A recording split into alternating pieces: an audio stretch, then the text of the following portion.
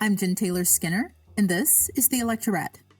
As Election Day approaches, the stakes could not be higher, especially for women and families across the South. Virginia is now the last state in the region without an abortion ban, and the outcome there could determine both the future of abortion access throughout the South and the political momentum heading into 2026. But this moment is also about power.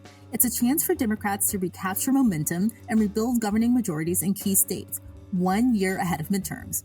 In this conversation, I speak with Jessica Mackler, president of Emily's List, about what's truly on the ballot this year: reproductive health care, economic security, and the direction of democracy itself. So, without further ado, here is my conversation with Jessica Mackler. Jessica Mackler, thank you for joining me. Thank you for having me. Excited to be here. So we're just a few days away from Election Day, but one of the things I expected we would be talking more about in 2025 was Roe v. Wade and the overturning of Roe v. Wade. I just want you to talk about how important the elections are to abortion access, particularly in Virginia. Absolutely. And I'm really glad that we get to talk about this because abortion and reproductive freedom as a whole are on the ballot in this election. And that's a reflection of what we've seen since the Dobbs decision, right? Because Republicans have taken the opportunity since Dobbs, since Roe v. Wade was overturned, to really across the country rush to do whatever they can in their power, use whatever power they have to roll back these rights and freedoms. And they are not going to stop. We know they're not going to stop until they have full control. Virginia is the last state in the South without an abortion ban on the books. And so this election is going to be really critically important. There are a couple things that I think it's important for people to know about this. One is that when you look at the gubernatorial race, really at that top of the ticket, you have such a clear contrast between these two candidates in terms of their records on this issue. And we can dive more into that, but that's really important because Virginia has an opportunity to pass a constitutional amendment to enshrine these rights into their state constitution and to make sure that people have that added protection to stand up against state Republicans who may want to eradicate these rights. And they've already made clear, by the way, Republicans up and down the ballot, that if they are given power, they are going to work towards an abortion ban, that they are going to seek that abortion ban. And so it's a little wonky in Virginia, but the process there is that the state legislature has to pass twice the effort to put that constitutional amendment in front of voters. They've done that once. So we need to make sure that we continue to hold and secure power and have power in Virginia in those legislative chambers in order for them to pass that one more time and then put that constitutional amendment in front of voters in 2026. So again, reproductive freedom on the ballot, very important in Virginia that we talk about the stakes for reproductive freedom and abortion access as we head into this final part of the election. Right. And I just want to state something that you said one more time for people, that Virginia is the last state that hasn't had an abortion ban in the South, across the South. And they've been able to hold on to that access because they have a really slim majority. I think they have a one-person majority. So this election, upcoming election, is really important. They will be able to, I think, widen their majorities, right? Yes, absolutely. This election is really about creating a governing majority for Virginia. And so when you look at the levels of the ballot, you again start with the gubernatorial race. We need to flip that gubernatorial race. It's currently held by a Republican. We have the opportunity to elect Abigail Spanberger, a champion for reproductive freedom, somebody who's going to advance all of the issues that we care about. So that's at the top of the ticket. We have the lieutenant governor, Ghazala Hashmi, as an Emily's List-endorsed candidate. The reason that lieutenant governor's office is important, and a lot of people don't think about that as much as how important it is, it's because she can cast, and she will cast, a tie-breaking vote in the very closely divided state Senate. And then the other piece on the ballot is in the state legislature, the House of Delegates are up. And that is very closely divided right now, but we have an opportunity to really expand that majority. And I'm really proud of the fact that every single one of the candidates in the top flip opportunities in the House of Delegates in Virginia is an Emily's List-endorsed candidate. So those gubernatorial races, everyone's talking about those. They're really important. We have, like you said, Abigail Spanberger in Virginia, and that's really interesting. We can talk about that. And then, of course, in New Jersey, we have Mikey Sherrill and, running again against the Republican. And I just want to state how important these are to abortion access and what the stakes are with Abigail Spanberger's opponent, Winsome Earl Sears. Yes, absolutely. And it's really important that people know what the record is when it comes to Winsome Earl Sears and abortion. And she is as extreme as they come. Her record is very clear and she's unabashed in it. She is in favor of a strict abortion ban. She has likened abortion to genocide. She was the deciding vote in against guaranteeing Virginia women access to contraception, birth control and contraception in the state. So when you look at her record, you really see that she is on the far end of extremism when it comes to banning abortion. And we know that if we put her in the governor's office, that she's going to do everything in her power. She's been very clear. She will do everything in her power to ban abortion in the state, in the Commonwealth, that is the last state in the South that does not have an abortion ban. She said she's morally opposed to this constitutional amendment that would enshrine protections into Virginia's constitution. And so that is where she stands. On the other hand, you have Abigail Spanberger, who has been such a champion for reproductive freedom in Congress, who's been very clear that she is going to protect contraception, that she's going to do whatever she needs to do to protect these rights and freedoms in Virginia. So that's the framework. And it really demonstrates, again, that this issue is on the ballot. Reproductive freedom is at stake in Virginia. And it is going to really matter who gets into that governor's office in these next few days. And that's why it's just so critically important that we elect Abigail Spanberger as the next governor. Right. And I don't want to be redundant here, but again, if you think about the devastation that overturning Roe has had across the country, particularly across the South, having this final bastion of reproductive rights freedom in Virginia is so crucial. But I would imagine, and you can tell me if I'm wrong here, that it's really important nationally that in other states that women have and people who are pregnant have a place to go, even if it's Virginia, if they need critical reproductive care. Yeah, I mean, it is no understatement to say that lives, thousands of lives are at stake. Women are dying in America today because of the rollback of abortion rights and access to reproductive freedom and abortion care. And so any place where we have an opportunity to protect these rights and freedoms, we have to do that. And we're going to have to fight this. This is something that we have known since the Dobbs decision, and we've seen play out over and over again, that at every juncture, we have to fight for these rights and freedoms, because it is true that women's lives depend on it. And that's playing out across the country. And it's a really cruel and chaotic landscape out there. And so to have a place where these rights and freedoms are protected and a place where people can access care, both Virginians, but also people from surrounding states, it really makes a difference, life or death difference for people right now. And the news cycle is not making room for this, but I'm really glad you actually stated this, that women are dying. People are still dying due to having Roe v. Wade overturned, right? And the news cycle isn't making room for that, but just because we don't hear it doesn't mean it's not happening. It's absolutely happening. Right. And it's tragic. So let's talk about New Jersey. So Mikey Sherrill in New Jersey, what is at stake there? Well, similarly, we have a very similar contrast in these candidates when it comes to reproductive freedom. But taking a step back, and I think this is important to remember both for New Jersey and Virginia, is that we are at a critical juncture across so many fronts, and reproductive freedom being on the ballot. But these states are really choosing where we are going. And this is one of the first opportunities that we have to secure power in critical states across the country. Mikey Sherrill is former Navy pilot, a member of Congress. Emily's List helped her win. She defeated a Republican incumbent in a critical red to blue seat in 2018. Emily's List helped her in that race. And now she is taking her leadership to the next level. And she, again, a real champion for reproductive freedom, has been out there advocating to secure these rights and freedoms.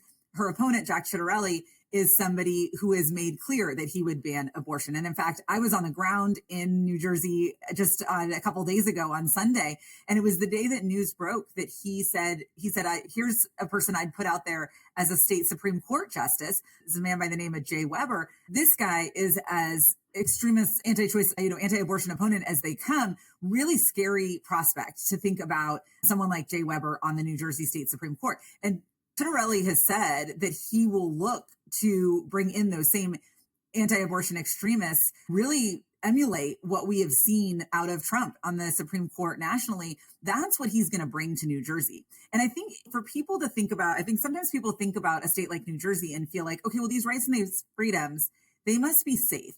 And if there's a message for people to digest, if we haven't learned it yet in the years since Dobbs, we really have to digest this, that nowhere is safe. There is absolutely nowhere that is safe. And if we don't, again, in every single election, fight for these rights and these freedoms and the candidates and the leaders who are going to stand up for these rights and these freedoms, then Republicans are going to roll them back, even in states where you feel like, okay, this is in our law, nobody's ever going to take it away. They absolutely will if we do not do the work of winning these elections. Right, exactly. So nowhere is safe. There are places that are safer Yeah. right Yeah. now, but nowhere is really safe. And I think it's Yeah. really important for us to exercise the rights that we have now and to create these pockets of democracy where, people can safely have healthcare and have reproductive care. The women candidates that we work with are really some of the bravest Mhm. people that I know, and they every day are putting themselves on the front lines at a time when it's challenging out there, and it's a very difficult, scary time for our nation. And so they're stepping up, and they're not afraid, and there's no one tougher and fiercer than these women. But absolutely, they are doing an extraordinarily brave thing at one of the toughest times to do it. But it's something that you see as a parallel, a through line for all of them. And in these two women, Mikey Sherrill and Abigail Spanberger, you certainly have a background in national security that comes into play here. But across all of the women that we are working with, they feel a real duty and a service to their community, to their states, to really stand up and fight for a better country. And we've talked a lot about the issues at stake around reproductive freedom. But the other piece of this is that people are really suffering across this country, and they are feeling immense frustration and pain, financial pain, when it comes to the costs of everyday living, skyrocketing groceries, the cost of housing, cost of energy. And so these women are stepping in and saying, we are going to fight every day to make your lives better, to make them more affordable, to make them easier, to make sure you have access to the health care and the reproductive care that you need. And that leadership, they really feel that deep sense of duty in providing that leadership and serving their communities and their country at this time. And it's really brave and inspiring. Earlier this year, I know Emily's List commissioned a poll to get a sense of what mattered to women voters. And I wanted to dig into some of those numbers because the economy was at the top of the list, economic hardship. Yeah. And it seems like across all demographics, women are really struggling compared to men. That's nothing new. Can you tell me about what those numbers tell us? Absolutely. And we really understood that in order for us to help support the leaders who are going to be stepping into this work and meeting voters in their needs, what they're feeling right now, we had to have a better understanding of that. There's a lot of top line conversation that happens when it comes to what voters are experiencing, what they feel about the economy and how it's impacting their lives. But we don't often go deeper. And so we really felt like we had to get a deeper understanding of their own experience of their financial situation. And then we did something that I'm really excited about, because we looked at how they viewed the political landscape, how they viewed political leaders and where the country needs to go through the lens of how they're feeling about their own financial situation. And what we saw was really stark. I mean, the depth and the breadth of people's financial suffering is really significant. You have 45% of women saying that they're either falling behind or only covering day-to-day expenses. That is a huge number when you think about what that means for a nation to be under those circumstances. And only 24% of those women believe that their financial situation is going to improve next year. And so you have a combination of deep pain and suffering and feeling like they can't get out of this really difficult situation that they're in financially, but also not really having a lot of hope that anything is going to make it better. And what we see is that people, by and large, they believe Republicans are responsible for this mess. They believe that Republicans have the blame. 70% of voters blame Republicans for a struggling economy and rising costs. But the other part of that is that they're feeling a gap and a vacuum in saying, we need people who are going to provide bold leadership for us in this moment. And we need people who are going to stand up and really demonstrate that they understand what we're going through and that we're going to fight for something better. And what we saw in the data is really that the women candidates that Emily's List support are uniquely positioned to meet voters in that leadership that they are seeking, because oftentimes they are women who have balanced the paycheck or balanced their checking accounts. They are the women who are figuring out how to pay for groceries and make daycare work and get to their jobs. They've really understand what voters are going through because they've been through it themselves. And so to connect these two pieces, when we look at this data and what it tells us about what voters are looking for, and then we look at the way in which women like Mikey Sherrill, Abigail Spanberger are communicating with voters and meeting them in that need, you really see a model for where we need to go when it comes to leadership that they're providing. And I want to give just also a little bit of a shout out to some of the other candidates that we are working with in Virginia, because down ballot, we also have a number of incredible leaders who really also fit this model. Women who have really been in their communities. Elizabeth Guzman is someone who's a social worker, first Latina immigrant elected to the Virginia legislature. She came to the US as a single mother, really understands what it's like to make ends meet. These are women who are stepping in and demonstrating to their communities and those voters who are feeling this pain and saying, we need bold leadership. I know what you're going through. And that's why I'm going to fight every day to make your lives better. And that connection that they're making to voters, it's really powerful right now. And so that's really kind of the takeaways from that data, but also where do we go from here? And we're having a lot of conversations as a party about where the Democratic Party goes, where the leadership of this party comes from. And I see every day that the women that Emily's List works with, they are the model for that leadership. And they are showing us where we need to go if we want to win voters and we want to secure power in this country. So, do you think that these women are uniquely positioned in their messaging to get across what they can do for the economy? Because what people feel, it doesn't necessarily always match what's actually happening, right? If you think about what was happening under the Biden-Harris administration, we had a great recovery following the pandemic. That isn't the way people were reporting they were feeling. And I'm just curious as to whether there's been some tweaking of messaging with some of these candidates. One of my baseline kind of core beliefs about campaigns is that you can't meet voters where they are and tell them how they feel is wrong. And we can shift voters' opinions on issues. We've seen that happen. We can do some education and help them understand what's going on, especially their perceptions of where candidates stand on the issues. But you really can't meet them where they are and tell them how they feel is wrong. And so when people say to you that they are struggling, and the data that we gathered in this research project over the summer really reflects that. When they say, I am struggling, I don't know how to do this, and I'm not sure how to get out of it, and I don't see anyone out there who's going to help me figure it out.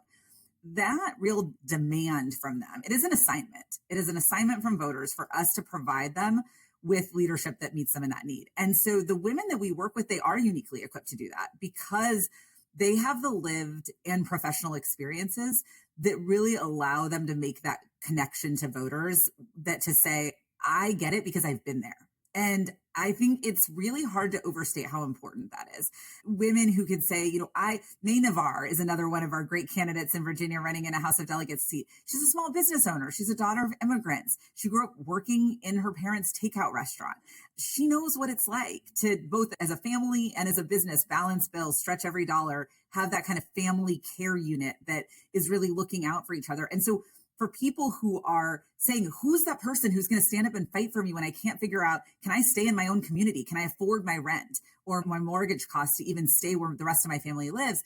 She can say, I get it. I've been there. And so I think that is a really important piece of the puzzle. That's something we've understood for a while, but I think there's just a heightened imperative and a different mandate that is coming from voters in terms of that leadership. And then I would just also layer onto that as much as people were feeling that pain before, it has been so exacerbated by this reckless agenda that we have coming out of Washington.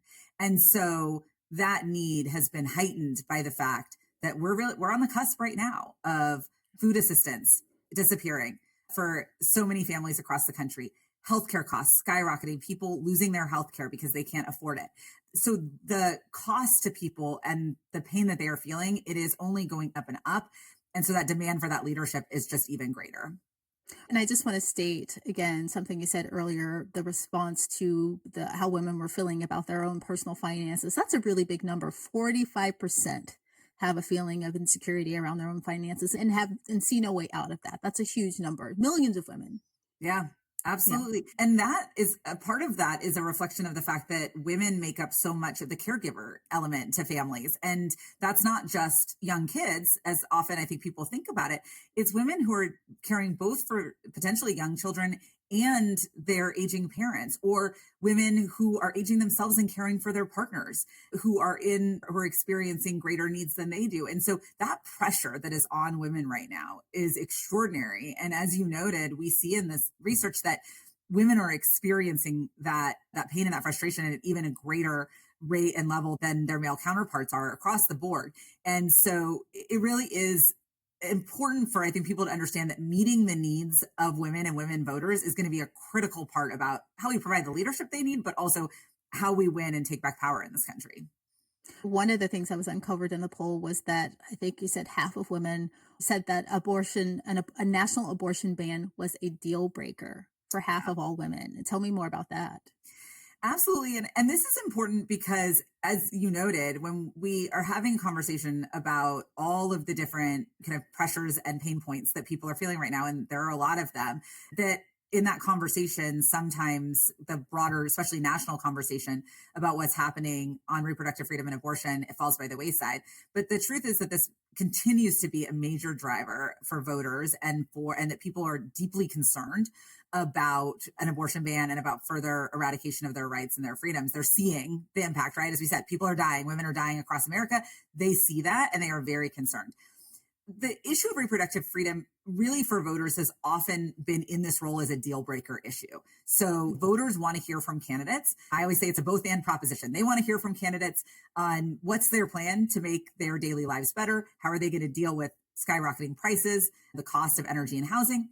But when voters understand Republicans' position on abortion, and they understand that Republican has pledged to ban abortion or is going to roll back these rights and these freedoms, it's a deal breaker for them. And it really is a proxy, in many ways, also for what do those Republican candidates value and what does that say about who they are?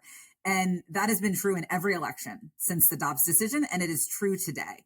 What is a little bit different right now, what we see reflected in that in this data, is that there are additional deal breakers for voters that we're talking about as well. This is a broader conversation in many ways because they are also looking and saying, okay, well, if you're a Republican and you voted to slash healthcare from thousands of people, and I'm worried about my healthcare costs going up, that is also a deal breaker issue for me. But the research really demonstrates that we have to do these things in concert with each other. We have to have this conversation, and we need to include reproductive freedom and abortion rights and the stakes around those in that conversation because voters continue to be very concerned about it.